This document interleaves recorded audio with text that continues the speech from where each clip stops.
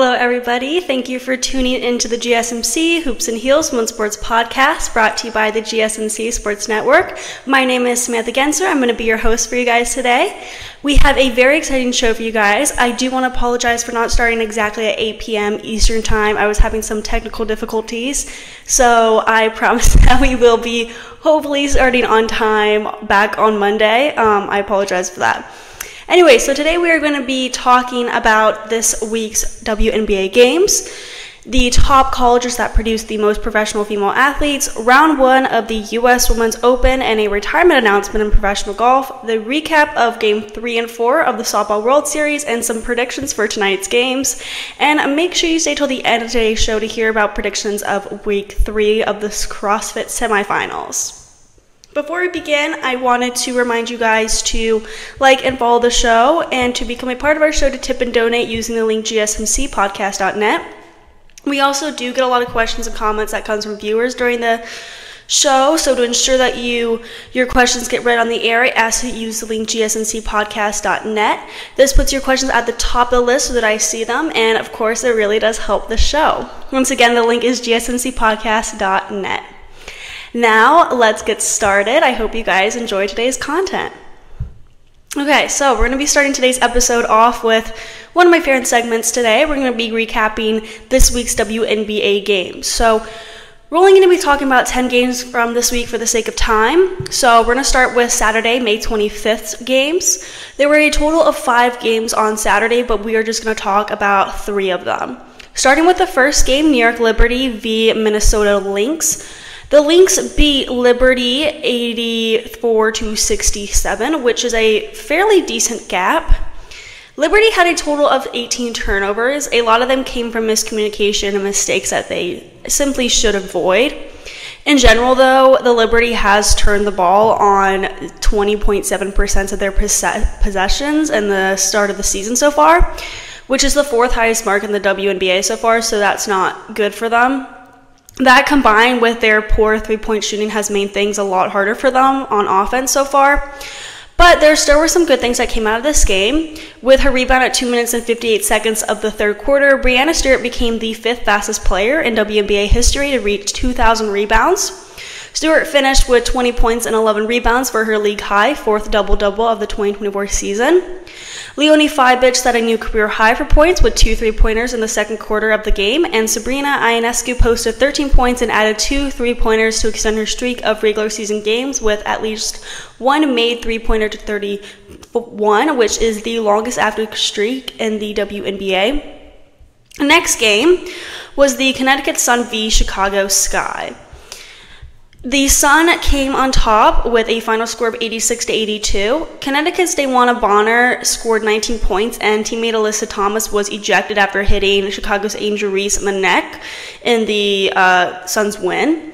DeJonai Carrington and Breonna Jones each scored 16 points, and Ty Harris added 15 for the Sun, who remain the only unbeaten team in the WNBA so far. So they're doing really good, obviously.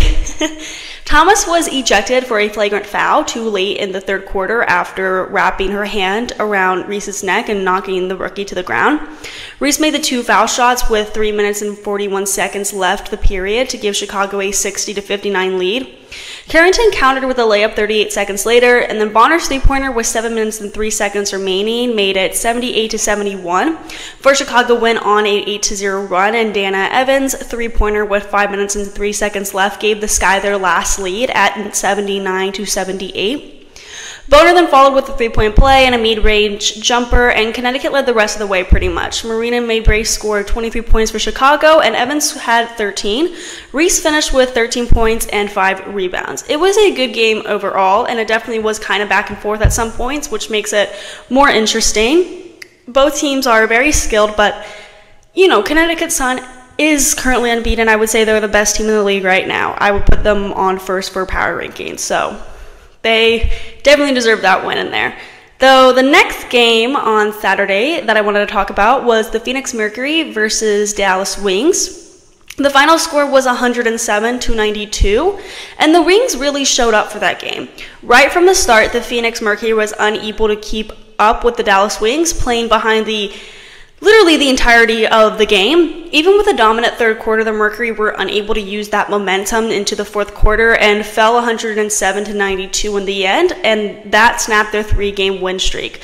The Mercury couldn't stop guard Arike Ogunbowale from dominating the court after she scored 40 points on 11 of 24 shooting. Ogunbowale led all shooters with 7 3-pointers. Mercury wing Kalea Copper led the comeback effort in the third quarter that put the Mercury within 4 points. She surpassed a career total of 3,000 points and finished with 32 points on the night. A lot of people are saying that the reason Mercury hasn't been doing so well is because they have a lot of people out for injuries right now, and Brittany Griner isn't there right now. Whole story with that. And I totally agree with that. They don't have their full stacked roster right now, and it's been hurting them for sure. The people that they have right now obviously have been amazing, you know, Copper, but still they do need some of those players to get back out there, of course. Now, moving on to Sunday, May 26th games, Los Angeles Sparks versus the Dallas Wings. The game ended in such a close score of 84-83 with the Wings winning. Arike Ogunbowale scored 20 points and Monique Billings had a double-double with 18 points and 12 rebounds. Dallas had an 8-2 run, getting what proved to be the winning point when Ogunbowale made one of 2 free throws with 16.1 seconds left. Ogunbowale limited to 4 free throws in the first quarter, scored 9 points in the second as the Wings took a 49-42 lead at the break. And then Cameron Brink added another 3 to give her 15 points, but she also had 3 fouls in the half, limiting her to 11 minutes. So that wasn't very great for her, but she still did really good. On the other hand, Lexi Brown made a long 3-pointer with 1 second left for the Sparks. And then, like I said, for Cameron Brink, she had 24 points for the Sparks with three pointers and 3 blocks, despite playing just 24 minutes because of foul trouble. And that 24 points was her career high. So she did good. She did very good. I definitely wish she could have played more, but foul trouble, it gets ya, you know. Now let's talk about Tuesday, May 28th games. The Indiana Fever versus Los Angeles Sparks game was a huge one as Caitlin Clark made WNBA history. I wanted to do a whole entire segment on this, but there is so much to talk about with Caitlin Clark right now that I was like, I want to just like go off about it for like a solid hour. But you know what? Maybe on Monday we'll have a whole entire segment dedicated to Caitlin Clark. We'll see. Anyway, for this game, she scored her season best of 30 points, dishing out 6 assists and grabbing 5 rebounds with 3 steals and 3 blocks. Despite losing 88-82 to the Sparks, she became the first rookie to record 30 points, 3 blocks, and 3 steals in a game in WNBA history. Clark shot 7 for 16, including 3 for 10 from the 3-point line, and made 13 of her 15 free throws, which is a very good percentage right there. On the other hand, Cameron Brink finished with 3 points, 3 rebounds, and 2 assists. I love watching Cameron Brink and Caitlin Clark head-to-head. I feel like they were a good... I mean, Cameron Brink is an amazing rookie, but I feel like when they go head-to-head, you can really see both of their different strengths and weaknesses. And they're a very good duo to go against each other, I'll say. So, veterans Kia Nurse and R.E. McDonald stole the show also for the Sparks. Nurse scored 22 points, while McDonald added a season-high 21 points and 4 assists to help the Sparks rally for a victory just 3 days after losing to Indiana. So this was their comeback game. Despite the Fever's difficult start of the season, Clark continues to draw huge clouds. Oh my goodness. It's been a long day, guys. Like a very long day. I'm excited for this weekend. Clark continues to draw huge crowds with more than 16,000 again in attendance for Tuesday's game. So all of that interest has still been there, even though Indiana Fever has not been having their best of the best games and their best record right now. Someone just said a Caitlin Clark show would be awesome. I agree. How about an entire channel just for Caitlin Clark? Also on Tuesday, the Chicago Sky and Seattle Storm went head-to-head, where the Storm beat the Sky 77-68. Skylar Diggins-Smith scored 21 points, Jewel Lloyd added 19, and Seattle Storm pulled away in the third quarter for the loss. That's where they kind of went a little rough. Seattle led by 1 point at halftime before outscoring Chicago 26-15 in the third quarter to take control. Diggins-Smith and Lloyd combined to score 19 points in the period, and all of Seattle's points in the third came from inside the arc.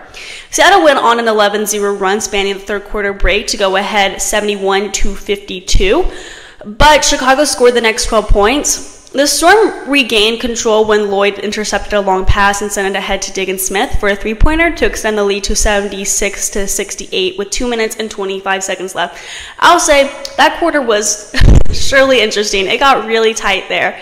Now let's talk about some Wednesday games. The Atlanta... Oh my gosh, yes, someone just said beach time. I would love some beach time.